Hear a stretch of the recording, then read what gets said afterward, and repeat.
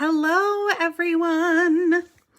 Let me quickly do that thing where I try to invite friends and then fail and then talk to myself for 2 minutes. How about that? All right, let's see. Just a few little tags. Okay. So I see that some people are here. So when you're here, could you say hello in the comments? Say some words so I know that you can hear me. There you are. Hi, Teeny. Okay, perfect. So I can see comments, which is great news. I'm going to pull you guys up on my computer just in case I lose comments for some reason, because that happened to me on a live yesterday. And then we shall get to the follow-up. All right, awesome. Here we are. And I wish I had somebody like an assistant to like tech all my stuff for me so that I didn't have to. All right, here we go. So today we are going to talk about follow-up. So I'm actually not getting comments on my phone. So just be aware that if you ask a question, I will be able to see it with a delay. Okay, so please do ask questions. All right, so let's talk. Hi, my name's Jackie Pepe. I am a Platinum Premier. I live in upstate New York. And I'm here today to talk with you guys about follow-up. Okay, so I have some ideas of things that I want to talk about, but if you guys have questions, please put them in the comments and I will happily get to them at the end, because I know a lot of follow-up is really individual. So I'll share with you what works for me and how I teach others to follow up. But if you have questions, I'd love to hear them from you guys so that, we get moving. Okay, so let's kick it off. What is follow-up? Okay, I know a lot of people say, make sure you're doing your follow-up, make sure you're doing your follow-up, but what does follow-up mean? That's a pretty loaded question. I feel like follow-up is a touch, okay? So whether you're following up with a customer or you're following up with a party guest that hasn't purchased yet, or someone that you sent samples to, or a lead to join your team, or a hostess lead, anything that requires you to say, hey, how's it going? That's a follow-up, okay? And how do you do that naturally? So for me, a follow-up most often doesn't begin with, hey, have you tried your samples? Or, so are you still thinking about joining my team? Or, are you ready to host a party with me? Because if you do, you can get these things for free. That's not how a follow-up feels for me. For me, a follow-up is a, hi, how are you? How are things going? You do a little bit of, creeping around their Facebook page before you reach out to make sure like no strange life events have happened, or if something big has happened, somebody had a birthday, somebody had a anniversary, a kid had a birthday, something like that. You can say, hey, Trixie. Trixie is my person that I talk to all the time, right? So, hey, Trixie, I saw that little Eva had a birthday and it's so exciting. It's so nice that you got to see your family. I'm really happy that you got to spend that time with them. And usually people will be like, thank you. It was really fun. And then you can come in with a follow-up to whatever you're looking for. Hey, it was really fun. I'm so glad to hear it. We all deserve fun, right? And then just segue in, just slide right in, and you can say, I know we all need more fun and we all need to be taking care of ourselves. Did you try those samples that I sent you? Are you working hard to take care of yourself? And people usually will answer you, right? So this is like a 9 times out of 10 scenario. But a follow-up isn't salesy. It isn't, how do I say it? It isn't gross. People are always saying to me, I don't want to be annoying. I don't want to be that person on the internet. I'm like, y'all, I'm not that person on the internet. and I still do my follow-ups, right? So you have to find a way for you that feels natural, that feels good, and that kind of fills your cup while you're doing those, follow-ups, while you're checking in with your people. If it helps you to call it something else, call it something else. Call it doing your rounds. Call it checking on your friends. Whatever you want to call it that. You don't have to call it like something jobby, okay?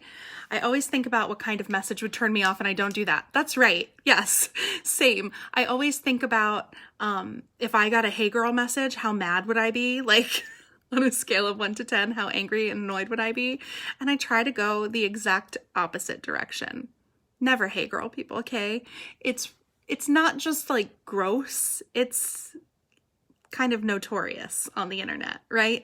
Like nobody wants to be that person, and I don't want that for you. But I do want you to do follow-ups, do touches, make your rounds, to not only boost your PV, to not only build your VIP group, not only to gain more hostesses and more recruits, but I want you to do it so that you're happy doing your business. Like if you're not enjoying what you're doing, providing customers with great customer service, you're doing it wrong, right? Like if you're not having fun and being fed by what you're doing it wrong, and you need to reevaluate. So if everything is a drag and nothing is fun about doing a follow-up, you need to change it. Change what you're doing so that you do enjoy it, right? Yeah, and like Katie said, every relationship is different. So depending on where you stand with the person, that's where you would go in the conversation. That's exactly right. I am everyone's friend on the internet. Like I'm very casual with people that, even customers, new recruits, stuff like that. I'm very casual with them, and I share with them as I would share with my close girlfriends that I text with every day. So when I pick up a conversation, it's as if the conversation never stopped. I have one girl that I did a follow-up with this morning, and her name's Nicole, and I didn't like come in with a, hey, Nicole, blah, blah, blah. No, I saw that she was, she's a social worker, and she's struggling. Like just her attitude is struggling. Her, like doing her job is exhausting. So I just came in with, I saw your post. Are you okay? And she was like, nope. And it was a really honest conversation. Like, no, everything is kind of awful. And I was like, well, I did send you samples a week ago. Did you get to those or no? She was like, no, not yet. I was like, crack into those. You'll feel better. Take care of you so you feel better. And I think that as long as you are honest and you're approaching every follow-up with, open heart, open mind, willingness to share, willingness to be honest and real with people, I think they'll come back the exact same way and be honest and real and kind with you. And that's all we can really ask for, right? So how do we do a follow-up? Like actually, how do we do a follow-up? A follow-up can be anything. It can be a text. It can be an email. It can be a phone call. It can be a Facebook message. Whatever it is personal. Okay? You put their name in it. You put a fact about them in it, like something that makes them know that 16 other people didn't get this exact message, right? That's really, really, really important. When you make personal and honest connections with people, that builds not only their buy-in to your business, to what you do, it builds the buy-in into the product, it builds the buy-in into your relationship. Okay. So do you use any kind of CRM? So CRM is a customer relationship manager. I use Amy, which is previously Maven. I use that for my business. It works well for me. They have a desktop and a phone app that works great for me. Posh Pro might work for others, and that's great. Anything that you guys use to keep track of your follow-ups, of your customers, of their sales, whatever. So you can do that in a notebook. You can do that on Post-it notes that you stick everywhere. Fine, whatever works for you. And you can do that with a CRM through an app or something on the internet. There are a bunch of other CRMs that I know nothing about and I cannot recommend, but I do really, really enjoy Amy and have used Posh Pro as well. And, you know, both of them work just great. So how do you decide when it's time, right? So if you have a CRM, you get your alerts that tell you when it's time, which takes the guesswork out of it. But you can also, if you write it down in a notebook, write down who got samples and write the date that you want to follow up on the top of that page and then in your calendar. So you know that you want to follow up with everybody on page 16 of your calendar. Excuse me. You want to follow up with all those people because they got sample packs, and just write it down. Okay. And put it in your calendar. I'm touching my calendar like y'all can see it. And then you are timed out the exact amounts of time. People use the 2-2-2 rule, 2 weeks to check in, or 2 days to check in once they get it, 2 weeks to check in once they have it and have opened it, and 2 months after that, and every 2 months into the end of time. And that works. I use that in my Amy. Excuse me. I use that in my Amy, and that works out great. I'm choking on my own spit. It's so delightful. Yes. AMI for the, yes. Thank you, Katie. Clarify my Jackie speak. But yeah, so you use a tool, whether that tool is paper in a calendar, whether that tool is a phone app, whatever. You use that tool to check in 2 days, 2 weeks, 2 months, and 2 months into eternity, until they tell you to stop. Or you set it to something else that works for you. Check in with them the same day they got it in the mail. Hey, did you get that in the mail? That's amazing. And then check in a week. Whatever works for you is what I want you to do. I don't want you to try to be someone else. I don't want you to try to fit yourself into a box. Find a formula that works for you and run with it. Okay? Let me check my notes and make sure I'm not missing anything. Okay, so what is the desired result in a follow-up? So it depends on who you're talking to, right? If you're talking to a potential recruit, the desired result is what? Them signing up. If you're talking to someone that you sent samples to, the desired result is buying some soap or booking an event, right? So you can tailor your follow-up to what you want. Okay, if I need PV and I know that I sent samples out, I'm going to tailor my follow-up to closing a sale with those people. Does that make sense? If I want someone to join my team, I'm going to tailor that follow-up to say, now is the perfect time and you would be so good at this. Please come join my team or whatever. So I'm going to tailor each of those follow-ups to what I want. So let's talk about that. If you have questions about this in particular, drop them in the comments. I'm looking out of the corner of my eye at them, about what you're trying to get out of a follow-up. And I'll talk to you about what I want to get out of mine. So if I'm looking for hostesses, okay, I'm going to go back through my hostess dashboard and I'm going to check who hosted a party 6 months ago. So I'm going to look at them and I'm going to look at all the orders in that party and I'm going to check in with that host and I'm going to say, Trixie, 6 months ago, new products, you had an amazing party. It's time. Your people need refills. And if she's like, oh no, I'm just so busy. Like I'm so busy. I can't do it right now, but I can do it at X time. Or say, if she says, oh, I'm just so crazy busy right now, you're like, well, we have a spring launch coming early April. How does April 6th work? Does that work better? And if she's still like, no, that's still not great, I'd be like, okay, my last date is April 13th. Are you here for it? And yes, you are here for it. It's not my last date, you guys, but I'm working with her to get her in the book. Okay, so I'm not going to offer her an out.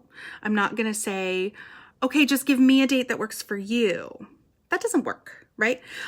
So you want to just offer like a this or this. And if that, the first two don't work, great, move on. This or this, how about this?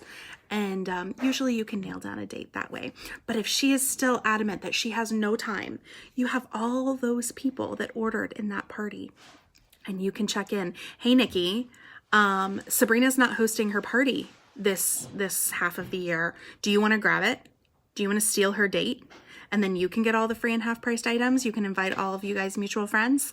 Just keep thinking. Think how to work smart and not hard.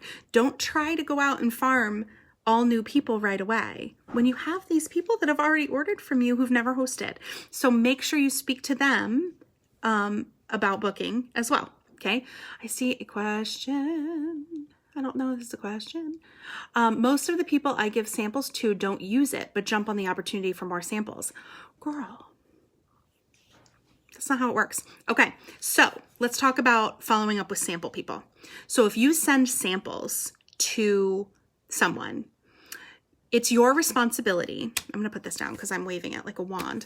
It's your responsibility to check in with them and say, I sent you these samples. Have you tried them? Open them tonight. If they haven't, obviously, you say, okay, great. Open them tonight. Use them. Use at least 2 of them tonight and meet me back here. I'm going to check in with you in the morning. People need to know what to do. I've been talking about this a lot lately. People like direction. People need someone to tell them what to do with samples. If I send somebody, let me see, where's my sample pack? As I lean across my desk. So if I send somebody this sample pack, right? And I'm like, here you go. Use it. They don't know what's in there.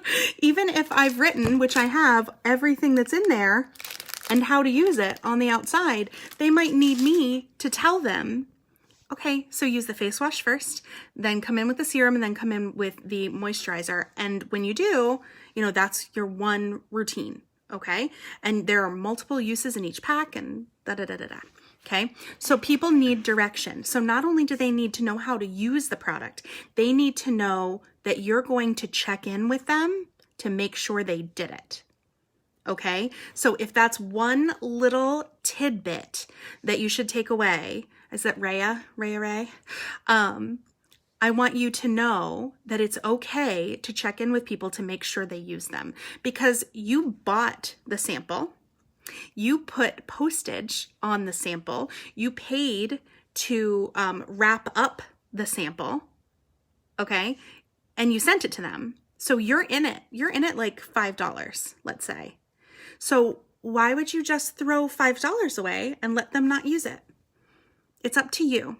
You tell them what to do. You are in charge. Okay, you're in charge of the interaction. And if they come to you wanting more samples after they have not used the samples that you've given them, I'm like, oh, I'm sorry. What did you think of those last ones that I sent? I didn't hear anything back. Like, it's an investment for you. This is your capital to spend how you see fit. And you shouldn't just let $5 go. Okay, so I'm giving you permission to check in with those people and tell them, I'm going to check in with you tomorrow morning to make sure you took this time for yourself. Okay, deal? Deal. Let's see. Hey, Anastasia, how are you, friend? What does your sample pack have in it, and where'd you get those info sheets from? Good question. Let's see if I have any that are unopened. I do somewhere. To be honest, I know I do. Yeah, I don't know. I'll just take this one apart. So this one just has what the new products are, and this says, welcome to your sample pack. Stephanie Hubenak made these, and I yanked them from somewhere. I'm not exactly sure. But inside are just samples that I made or that came in the portal. So I have like portal samples. I have my business card with my crazy weird open face. Oh, and I'll talk about that in a minute too. I have a chunk and a jam sesh and a hand cream. That's it. Nothing fancy. But yeah, I yanked these I stole these from a friend, like we all do. And now getting that back together is going to be impossible. All right. So I hope that answered that question. Next question, what should go into a sample pack? Okay, so I think that this is totally off topic and I'm not going to spend a ton of time on it, but sampling should be done within your budget, should be done to products that, like, you should sample products that you can speak to, and meaning that you like and like using. And you should sample, obviously, what you can afford to send. Okay, so whether that's portal samples that you buy with your perks for free, or samples that you buy full price product and make samples of, I do both. Whatever is in your budget, do that. If sending 3 samples with, in an envelope with a non-machinable stamp is in your budget, great, do that. If sending a sample pack like this in a bubble mailer for $3 is in your budget, please do that. Whatever is in your budget and is applicable for you to your business, with products that you enjoy, that you can take the feedback from customers, or how do I use this, or what do you think of this? Experience everything that you sample so that you're able to have a conversation about it, because that helps it be more personal. I think if you follow up with the samples and they give a specific date to use, you say you'll be back. Awesome. Yes, exactly. Exactly, Katie. So smart. What was I just going to say? Oh, so I always think that a business card should have your face on it. I got these for free, I think, in an incentive.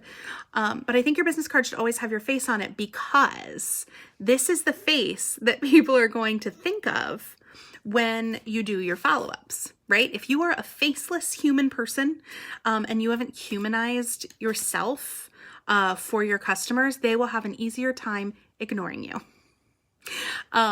I put my face everywhere because it makes me human. And I share in my parties who I am. These are total strangers, right? These are just people that don't know me. I share who I am, where I live, I mean, like, within reason, and like what my life is like. So I humanize myself so that they find me more relatable, and so that they're more willing to engage with me when I follow up, right? If I'm just some like faceless weirdo on the internet, they're not going to follow up, and they're not going to engage with me when I follow up. But if I humanize myself and put my goofy face on everything and share the feelings that I have with this, it makes you more human. Teeny does this beautifully. She humanizes herself in such like a beautiful way on her personal page, and as she engages on the internet, that you just can't help but love her and like want to see what she's doing. And I think that that's really rich, and you should be doing that in your VIP groups as much as you can, and in parties as much as you can, to humanize yourself and have that that experience with them, so that they begin to like, know, and trust you, right? Because Jessica Posh always says, people buy from people who they like, know, and trust. No, not too sweet to you at all. You are fantastic. Everyone does want to see your face. They want to hear your voice. They want to know what you're about, and they want to know that you too struggle, right? I think a lot of us are parents. A lot of us are experiencing this collective pandemic trauma. And we're all kind of in that same boat of trying to show the world how great we're doing always. But we're not vulnerable as a rule. So part of, again, this is a follow-up. Part of my follow-up is, how are you? How are you doing? Are things okay? Are you making it? Are you taking the time that you need for you to be a happy, healthy human? People really appreciate that, you guys. And I know I appreciate it when people ask how I'm doing. I know I truly appreciate it when people engage with me as a human instead of as a potential sale, or a person who is a stranger to them. Do you know what I mean? I got a party invitation from a person that I have never spoken to yesterday. We're friends, like friends of friends, I guess. Maybe somebody had a party and I accepted a friend request, but she messaged me and was like, "Hey girl, let's have a Pampered Chef party. These are the dates." And I was like, No, because A, we've never had a conversation, and B, I have no intention of opening up to someone I don't know. And if you don't take the time to get to know me, you don't get my money. Period. I think that it means a lot. Yeah, that's what Katie said. It means a lot to people to be a person who cares about them. And I feel like I say this about everything, whether it's follow-up or recruiting or working with your team or whatever. I say this all the time, that a person, a human person, is more valuable than the dollar signs that they represent for you. Always, without question. So you have to take and humanize every interaction, or else it just feels bad. And that sort of brings me to my next bullet point is, how do you feel about follow-up? So do you feel good about it? Does your cup feel full afterward? Do you feel like you've done something awesome when you follow up with a customer and have a good interaction with them? Or do you have some kind of hang up? Like, what's your hang up about following up? Again, I don't want to be annoying. I don't want to bother people. I don't want to be that person on the internet. Then don't. Be a friend. Be a friend. Show up as you are, honestly, and be a friend. And I think if you have hang-ups about following up, it's so often not about the people that you're talking to. It's about you. And you can't write the script for both people in a conversation. You can't write a script and make a choice for other people and be successful in this business.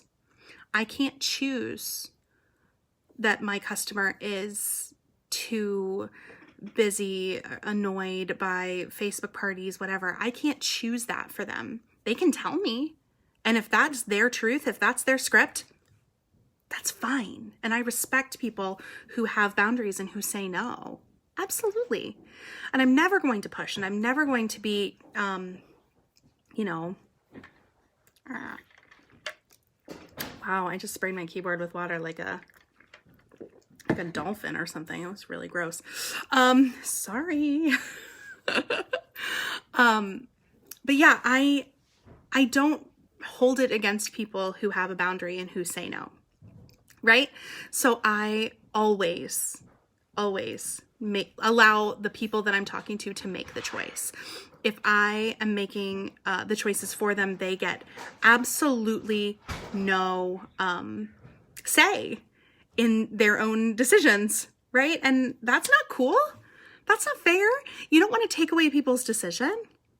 I say to people a lot that are, dreading recruiting or dreading offering a party or offering product. Why would you steal someone's blessing because you're too afraid to ask? Why would you steal from a person that you care about because you're too afraid to offer them something? Because that's what it is. If you're not offering it to them, you're keeping it from them, and that's not cool. If you can reframe the way you're thinking, maybe you won't feel so awkward. Kristen dreads follow-up, right? But why? Why? Is there something that you can find that's joyful in follow-up? Is there something that you can find that feels good? This hair is not cute. Wow. Is there something that you can find that's joyful? Because if you can find that one little thing that you can cling on to that makes it joyful, then I feel like you won't dread it anymore. I feel like you'll be like, yes, it is follow-up day. I am coming in hot. I'm going to check in with my friends. We're going to have some conversations. It's going to be awesome. Right? Katie says. I think then the person doesn't feel good about it. It's an equal long-term relationship. Yes. If you want to engage with a person as a human, you want to be working toward building a long-term relationship. You want to work on building that rapport, that easy back and forth, because you don't want a person to be a customer for 3 to 6 months. You want them to be a customer for like 3 to 6 years.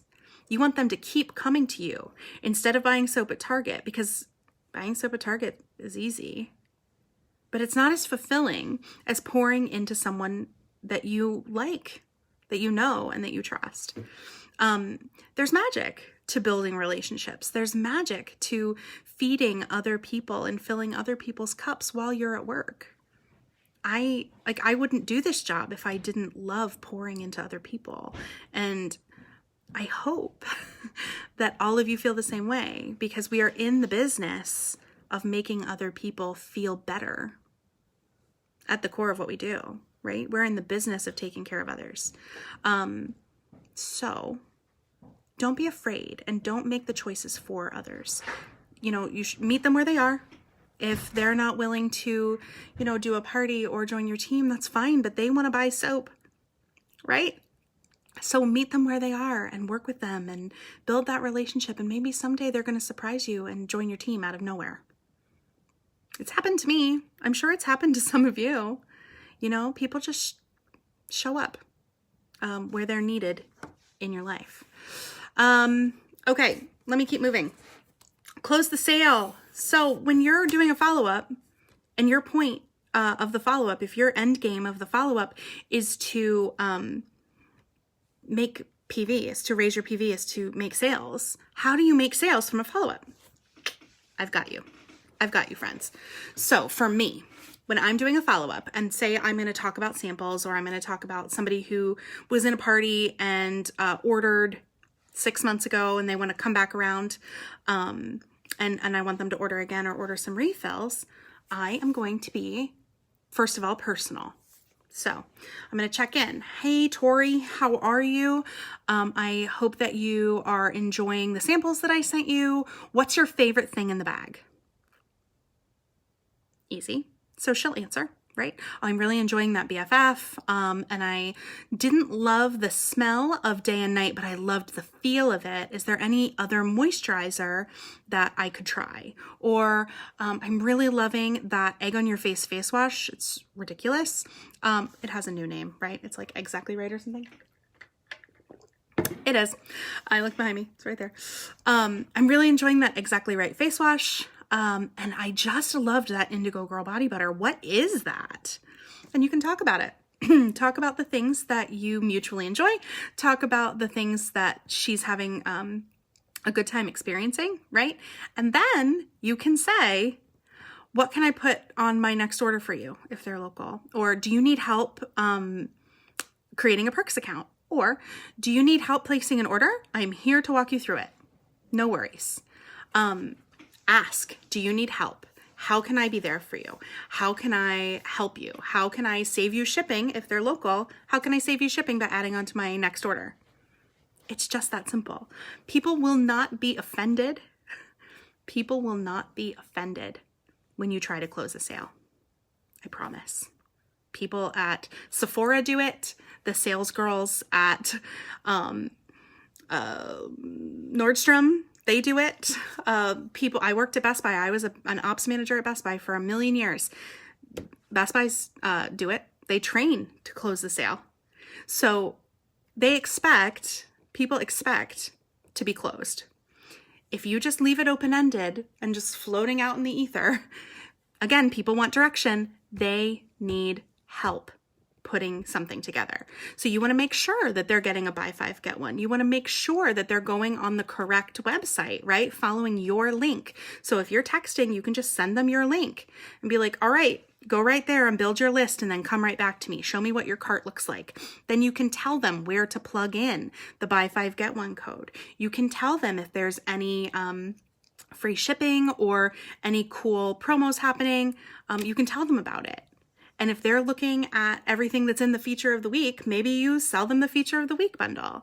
But you want to communicate about every step of their shopping process. If you were with them in a store, okay, if you were a store associate at your brand, what would you do?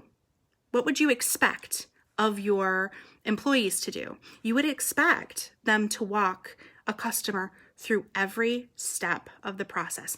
Okay, here's your face and your face wash and moisturizer. Here's your body wash and moisturizer. You need some exfoliation? Fabulous. Here's your exfoliator. Here is your hair product. Bam, there's 6. Right? If you had employees working for you, you would expect them to do that. You would expect them to work through the sale and upsell where appropriate, right? Because nobody's going to buy a face wash without a moisturizer. Hello. Nobody's going to buy an exfoliator, nor should they buy an exfoliator, a Snarky Bar, a Buzz Peel, without some kind of body cream or body butter, right? I'm getting excited and I'm talking really fast. I'm sorry about that, guys. But you have this opportunity when you have them one-on-one. And then it's like you have a shopping buddy. So don't be afraid. Yes, literally step-by-step instructions. Fill up your cart and come right back. Send me a screenshot of your cart. See that box right there? That's where you plug in the buy 5, get 1. And you can do this over voice text. You can do this, make a video, make a quick 1-minute video in your camera thingy and send it to them so that they can see your face. They can see that you're engaged with them, that you're showing up to their experience. Okay. The close is what I'm awkward about. Yeah. I mean, I get it, you guys. Like, I get how that can be awkward, but people want it. People want to be told what to do. They want to be told how to do it. They want to be told what they need. When I'm shopping with another direct seller, you know, the first thing out of my mouth is, all right, what do I need? Because I have no time for this. And if that friend knows me, they're going to say, okay, I'm on it. And they're going to build me a cart, or they're going to tell me exactly what I want and how to get it. If there's like some kind of bundle that I want, they're going to tell me exactly how to get it. Giving step-by-step instructions is not bad. It's not offensive. It's not too much, right? They always give me a full face, even when I want a concealer. Hello, right? Like, I don't walk in those stores anymore with like a open whatever, because I know that if I'm looking for a mascara, which is basically what I'm always looking for, if I'm looking for a mascara, you know that they're going to try to sell me everything under the sun, right? And I always end up loving what they recommend. It's true. And it's so annoying, but I love it. Like, you're a person. They're people. This is not some kind of shisty mission, right? You're not coming in under the radar and stealing from them. They are fully engaged. They're engaging with you by choice. You are worth engaging with, okay? You're not annoying. You're fun. You're cool. You are, and if you have to say this to yourself in the mirror every day, please do it. You are fun. You are cool. You are worth other people's time. You are worth other people's time. Let's drive that home, because I know a lot of us feel that we're not. You are worth other people's time, and the time that they take with you is not annoying. It's not wasted. Okay? Yes? Thank you. And then once you followed up, whether that follow-up results in a sale or not, keep them in your funnels. What's a funnel? I'm sure you guys know what a funnel is, but whether they're in your customer funnel, your host funnel, or your join funnel, you just keep dripping on them. Keep dripping. Every 2 months, send them a text, if not sooner. If you see something that you're on the internet, like whatever, and you see a meme that reminds you of a person, of an engagement that you had, send it to them and be like, oh, saw this and thought of you. That's a follow-up. That's a touch, right? So just keep dripping. Just because someone didn't, like, maybe they missed your text, or they like opened it and said, I'm totally going to respond to that in 5 minutes, and then it's been 6 months. Don't let that happen. Just keep coming back. Keep dripping. Okay. Before I finish, I'm going to ask for questions. Any questions at all that you can think of. And after I get off, any questions that you have. I'm sorry. When I talk for too long, my voice gets all weird and then dry and weird. Anyway, so if you have questions, please put them in the comments. Tag me in them so I see them. And it's because it's not annoying to me to help you. You're following up with me. So tag me in it. Ask me your question. I'm here for it. You are worth other people's time, Kristen. You're all worth other people's time. And if you take up time and you take up space and you're happy taking up time and space, you're going to feel more comfortable doing your follow-ups, okay? Because we all deserve to take up space in other people's lives, right? Any questions, comments, concerns, compliments? I don't know. I am so glad that I got to talk with you guys about this today. I feel like a lot of us need permission to show up. And I feel like a lot of us need permission to do the work that we need to do to build our business. So here I am giving you permission to go out and choose to follow up, okay? Get in with a customer relationship manager of your choice, Notebook, your Maven, Amy, your Posh Pro, whatever it is that you use it. And I want you to report back to me in this thread, if you can, that what you are choosing to do for your follow-up. So you can, I don't know, tag me. I'm pointing over here, like this is where the comments are. Tag me and let me know what you are choosing to use for your follow-up, how you're going to use it, and how often you're going to follow up, okay? And you are, in fact, worthy of everyone's time. So thank you for taking the time for me. Thank you guys for making space for me in your day, and I super appreciate it. I hope that you're all very well, and I hope we get to talk soon, okay? Thanks, guys.